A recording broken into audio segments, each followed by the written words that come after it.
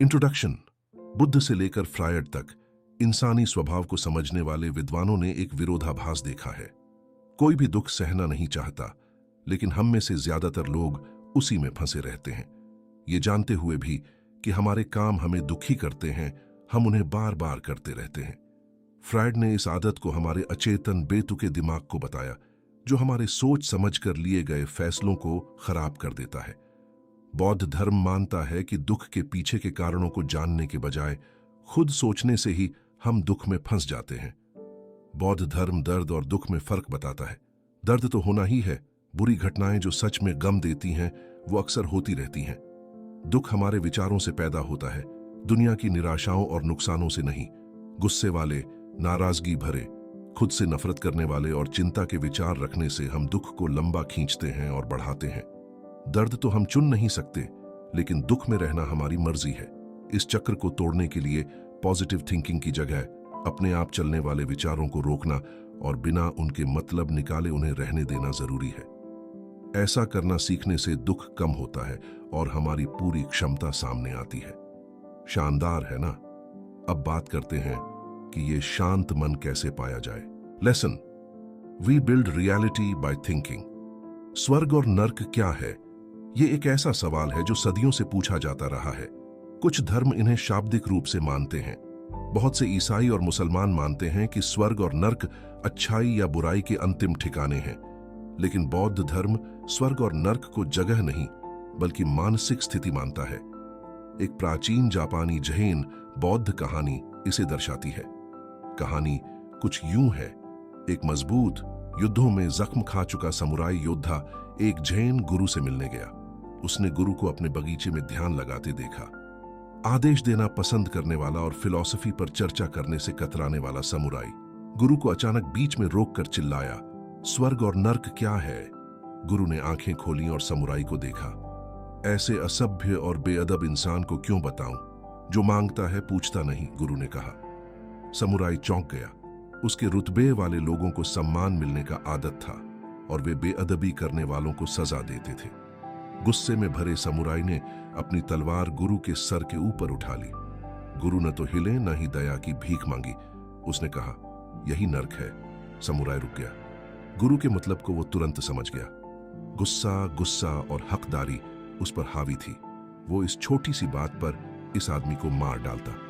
तलवार वापस म्यान में रखकर हाथ जोड़कर उसने गुरु की समझ के लिए धन्यवाद किया। गुरु मुस्कुराया। और यही स्वर्ग है, उसने कहा। हमें इससे क्या सीख मिलती है? हम स्कॉटिश दार्शनिक सिडनी बैंक्स को देख सकते हैं। बैंक्स के अनुसार विचारक वास्तविकता का सामना करते हैं।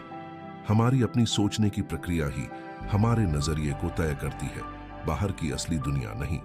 हम अपनी सोच के जरिए अपनी दुनिया बनाते हैं, अच्छी या बुरी। जॉन मिल्टन ने कहा था, मन अपना ही स्थान है और अपने आप में स्वर्ग को नर्क बना सकता है और नर्क को स्वर्ग बना सकता है। गुरु यही बात समुराई को सिखा रहा था। किसी और ने योद्धा का दुख नहीं दिया, उसका अहंकार देता है। जब वो अपना अहंकार खो देता है तो उसे स्वर्ग का अनुभव होता है। हम वास्तविकता के बारे में अपने नजरिए से जीते हैं, वास्तविकता से नहीं। इस नजरिए से वास्तविकता घटनाओं का एक क्रम है जो सोच से स्वतंत्र है। शेक्सपियर का हेमलेट कहता है, लेकिन सोच ही इसे ऐसा बनाती है। कुछ भी अच्छा या बुरा नहीं है। हमें किसी चीज का अच्छा या बुरा लगना उसके बारे में कुछ नहीं, बल्कि हमारी व्याख्या के बारे में बहुत कुछ बताता है। चीजों की व्याख्या करना आम बात है। उदाहरण के लिए, यह कहना अजीब होगा कि किसी प्रियजन की मृत्यु के समय दुखी होना एक अनुचित वास्तविकता है। हमेशा अच्छे कारणों से ही दुख नहीं उठाते। ऐसा कहना बुद्ध जैसे धर्म गुरुओं और फ्रायड जैसे मनोवैज्ञानिकों की जरूरत खत्म कर देगा। हालांकि कभी कभी हम अपना ही अनावश्यक दुख पैदा कर लेते हैं, फिर भी उनकी जरूरत होती है। लेकिन ये दुख ठीक हो सकता है।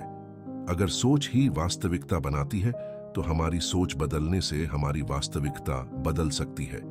अगर ऐसा है तो हम एक सोच की दूरी पर नर्क से स्वर्ग बनाने से हैं। Lesson, thinking helps us survive not flourish. इलाज से पहले बीमारी को समझना जरूरी है।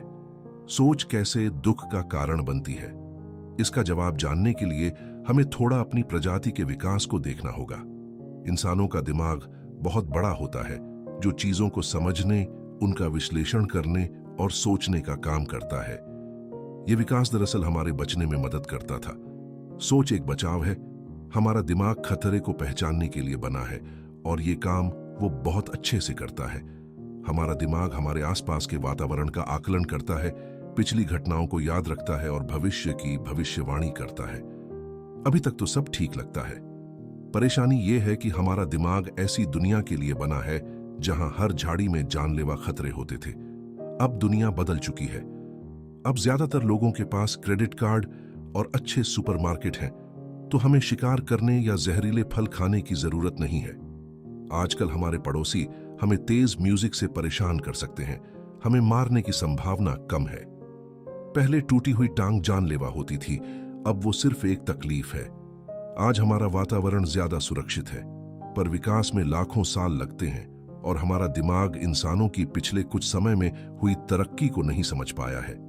हमारा दिमाग पुराना है, लेकिन हमारा शरीर सूचना क्रांति का है। पहले के समय एड्रेनलिन से भरा हुआ फाइट या फ्लाइट का रिएक्शन होना सही था, लेकिन अब नहीं। हमारी सोच ये नहीं जानती, इसलिए हम अपराध मुक्त इलाकों, शांत वर्कप्लेस और परेशान करने वाले पड़ोसियों में भी बड़े खतरों को ढूंढते रहते हैं। लगातार अपने आप होने वाली घबराहट भरी सोच ही ये आदत है। खतरे को ढूंढने वाला हमारा छिपकली जैसा दिमाग हमें क्या पहनना है, क्या खाना है, पुरानी बातों को याद करने और दूसरे हमें कैसे देखते हैं, ये सब सोचने पर मजबूर कर देता है। ये हमें अपने सहकर्मियों और बॉस पर शक करने, चिट्ठियां फिर से लिखने और छोटी मोटी बीमारियों को मौत का संकेत मानने पर मजबूर करता है। और भी बुरी बात यह है कि ये पुराने अनुभवों को दोहराता है, जिससे हमारा दुख बढ़ता है। यही चीज दुख का कारण बनती है। बौद्ध धर्म मानता है कि मानसिक आदतों से जुड़े रहने से ही हमारा ज्यादातर दुख होता है। अब इलाज की बात करते हैं। हम इस बेकार के दुख को कैसे रोक सकते हैं, ये हम अगले भाग में देखेंगे कि सोच को रोकना ही इसका इलाज है। Lesson: thinking builds, thinking destroys. सोच एक संज्ञा, नाउन है। आपके पास वो होती है, वो अपने आप आसानी से आती है। लेकिन सोचना, थिंकिंग, एक क्रिया, वर्ब है। ये आपके विचारों पर गौर करने की क्रिया है। सोचने में ऊर्जा और लगन लगती है जो सीमित मात्रा में होती है। आइए इस अंतर को समझने के लिए एक सोच का प्रयोग करते हैं। बस अपने मन चाहे सालाना इनकम का आंकड़ा बताइए। ज्यादा सोचे बिना उस नंबर को दिमाग में लाने की कोशिश करें। हो गया, अब उसे 5 से गुणा कर लीजिए। कुछ फर्क महसूस हुआ? आप में से ज्यादातर लोगों ने शायद बिना सोचे ही पहला नंबर सोच लिया होगा। आप शानदार, शायद खुश भी महसूस कर रहे होंगे, लेकिन दूसरा नंबर शायद अलग रहा होगा। क्या आप अचानक चिंता या परेशान होने लगे? क्या आप सोचने लगे कि इतने पैसे मिलेंगे भी या नहीं, या उनके लायक हैं भी या नहीं? ये आइडिया से सोच में बदलने का पल है।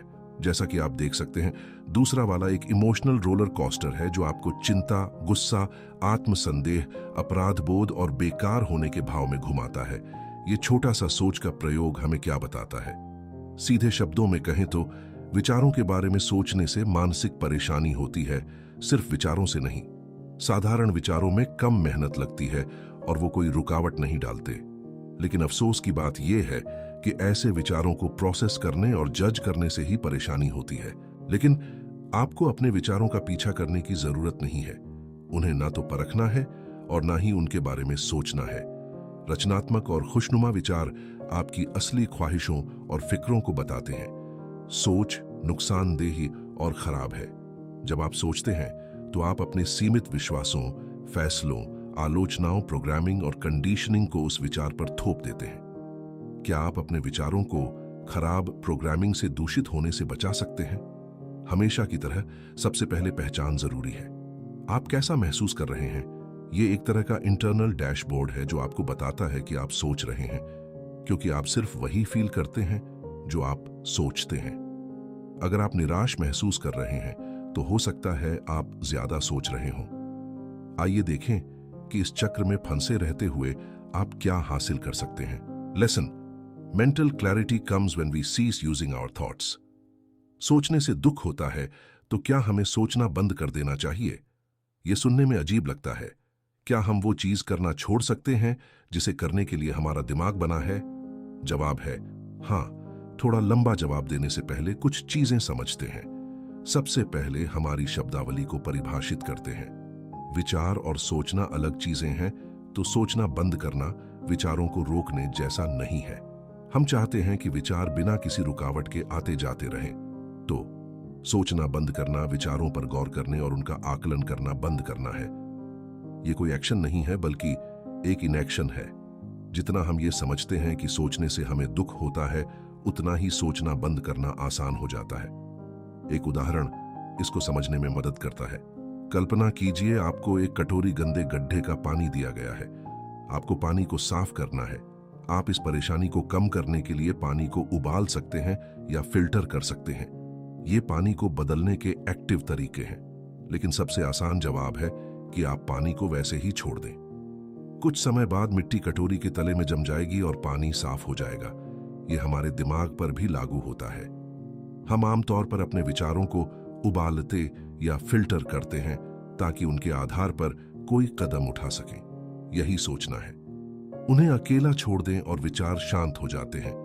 अचल पानी की तरह हमारा दिमाग भी साफ हो जाता है। बेचैनी न करना बहुत जरूरी है।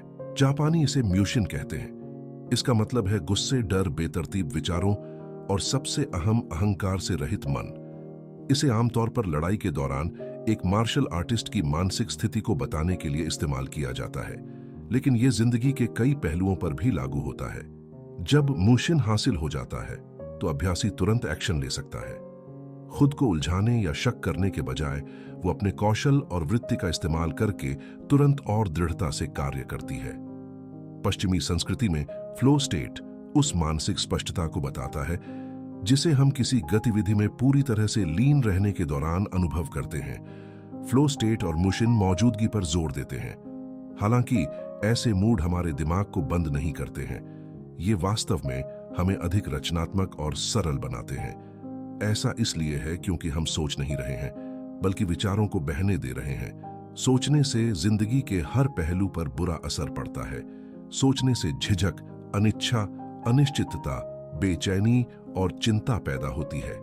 जब हम सोचना बंद कर देते हैं तो हम अपना सबसे अच्छा प्रदर्शन कर सकते हैं।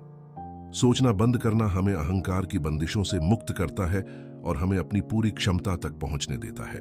फाइनल समरी, हमारा दिमाग ज्यादा सोचने के लिए ही बना है। अगर हमारे दिमाग लगातार अपने वातावरण का खतरा विश्लेषण न करते तो हमारी प्रजाति बच ही न पाती।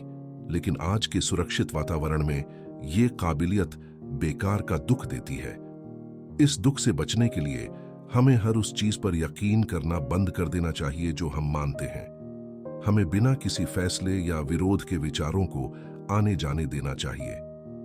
इस मानसिक स्थिति को जापान में म्यूशिन और पश्चिम में फ्लो स्टेट कहा जाता है। दोनों ही बिना किसी रोक टोक के सोचने की स्वतंत्रता को दर्शाते हैं, जो दुख को कम करता है और क्षमता, अविरल कुशलता, हिडन पोटेंशियल को जगाता है।